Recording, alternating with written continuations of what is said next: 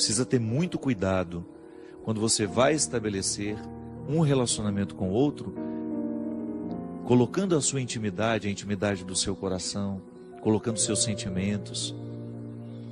Então, às vezes, não dá certo por isso. Eu ainda não amadureci o suficiente para poder oferecer-me ao outro.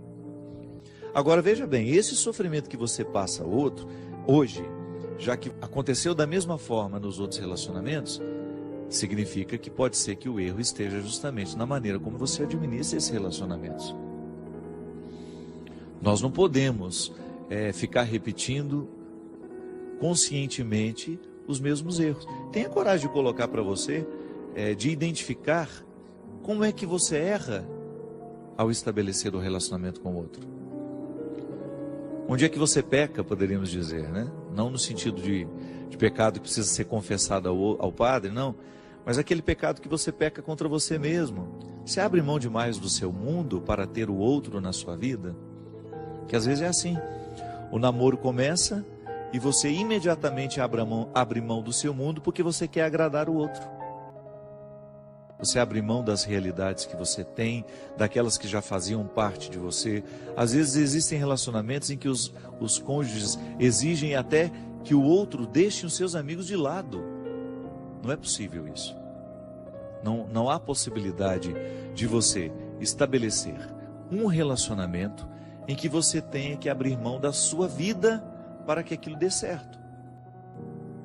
Ah, padre, mas o amor não é renúncia? Sim, mas espera o amor concretizar-se, espera você saber que de fato você ama e é amado, para começar a dar passos na direção dessas renúncias.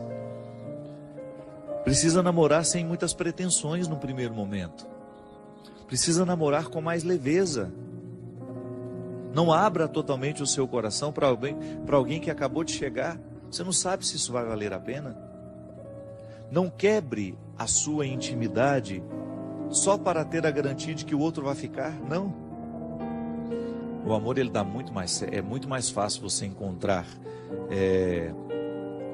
um relacionamento em que você se sinta amada quando você não espera tanto por ele, quando você não cria tantas expectativas, né? Olha, você já está idealizando até o retorno do rapaz.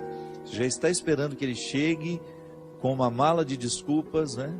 Para poder recomeçar com você. Isso aqui já é expectativa que você não tem o direito de alimentar. E outra, namoro. O namoro, ele é um ensaio do casamento. Quando você namora, você fica vendo aquilo que pode dar certo e aquilo que não, e aquilo que tem tudo para dar errado. Por isso que ele precisa ter a liberdade de terminar. É impressionante como os vínculos são cada vez mais transitórios. Nós temos dificuldade de fazer com que um relacionamento quebre aquela primeira barreira da superficialidade, que ele fique fecundo. E não é só namoro, não. Até um relacionamento de amizade passa por esse risco. Como é difícil a gente alimentar uma amizade profunda. Por quê? Primeiro porque os ambientes que a gente frequenta nem sempre nos proporcionam uma conversa que nos faz ficar amigos. É sempre tudo muito conturbado, sempre todo mundo muito distraído com os celulares e cada um estabelecendo conversas paralelas. Você está conversando com uma pessoa, ela está ali digitando coisas no celular dela e prestando atenção em você ao mesmo tempo. Então nós somos muito superficiais, estamos vivendo de maneira muito superficiais. É natural que os nossos relacionamentos também entrem pela mesma perspectiva, né? Não é possível a gente criar vínculos fecundos com tanta superficialidade. É uma mudança de vida mesmo. Passa pelo conceito de conversão. Interessante, né? A conversão que Jesus nos propõe é justamente a gente ir cada vez mais tomando posse do nosso coração. É um movimento de profundidade, veja bem. É um movimento que faz com que a gente tenha uma busca interior que nunca vai terminar. A superficialidade tem fim. A profundidade não. Quando você opta por viver uma busca de amadurecimento, por exemplo, como essa menina aqui, por que os meus relacionamentos não dão certo? É preciso investigar-se. Não dá para ir fazendo esse rolo compressor apenas dando a desculpa para si mesmo e para os outros. Eu tenho dificuldade de amar e ser amada. Eu tenho dificuldade de ser fiel. A pessoa nunca toca de fato o cerne das questões. Porque ninguém é assim por acaso. Algum motivo ali precisa ser descoberto, ser investigado, para que a gente tenha condições de mexer nele. Aristóteles, um filósofo clássico, dizia que a vida só vale a pena ser vivida à medida em que ela é refletida. Aquele que não reflete a vida que vive, aquele que não reflete a experiência pessoal diária, nós podemos chamar até isso de exame de consciência, Faz uma leitura cristã disso. O que é o exame de consciência? Aquela oportunidade que a gente tem de voltar os olhos para o nosso jeito de viver, para a vida que nós estamos escolhendo, e aí você ter coragem de ser o seu juiz, de ter coragem de fazer uma interpretação se está sendo justo ou não aquilo que você estabelece para você. Qual é o papel do juiz? A jurisdição é justamente olhar para a realidade, para as partes que compõem aquela realidade e identificar se é justa ou não aquela relação que as partes estão estabelecendo. Eu preciso fazer isso todo dia comigo, você também. Olhar para as escolhas que você faz na sua vida, para o tratamento que você se oferece e saber se você está sendo justo. Muitas vezes nós não chegamos à resposta que essa menina aqui precisa chegar. Por que meus relacionamentos são tão vazios?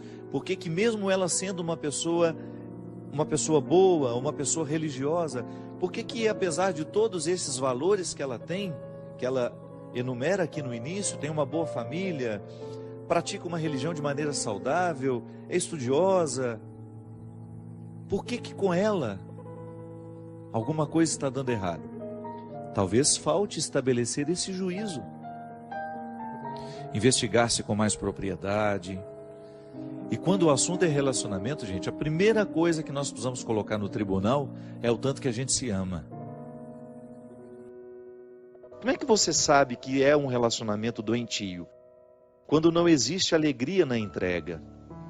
Quando você percebe que o outro está lhe pedindo aquilo que você não poderia dar a ele, que é a sua identidade. Eu para amar você terá que mudar isso, aquilo, papapá, papapá, papapá. Tudo bem. Se for para mudar coisas que antes eram ruins em nós, o amor do outro nos ajuda, porque nos constrói.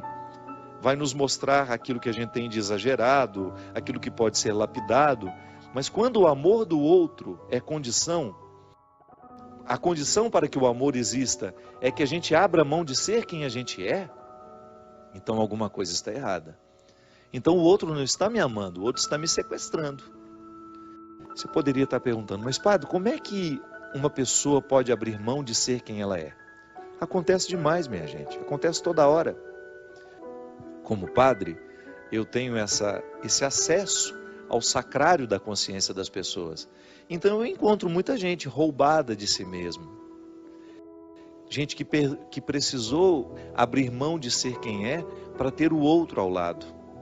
Que isso acontece muito. De repente, eu amo uma pessoa, eu sou tão apegado àquela pessoa, que eu sou capaz de abrir mão dos meus sonhos para não perder aquela pessoa. Não podemos negligenciar o amor que a gente se oferece. Que boicote é esse? É um auto-boicote, A pessoa se boicota o tempo todo. Porque ela, ao invés de oferecer a ela o amor necessário, isso é, o cuidado. Porque como é que o amor próprio se expressa na vida de uma pessoa? Através do cuidado. Do cuidado que eu tenho comigo, com o meu corpo, com a minha saúde, o cuidado que eu tenho com a minha alma, com o meu espírito, aquilo que eu me ofereço diariamente, o livro que eu leio, a música que eu escuto, os lugares que eu frequento, os amigos que eu deixo ter uma autoridade sobre mim. Tudo isso é expressão do amor próprio. Quem não se ama, não passa no filtro aquilo que se oferece.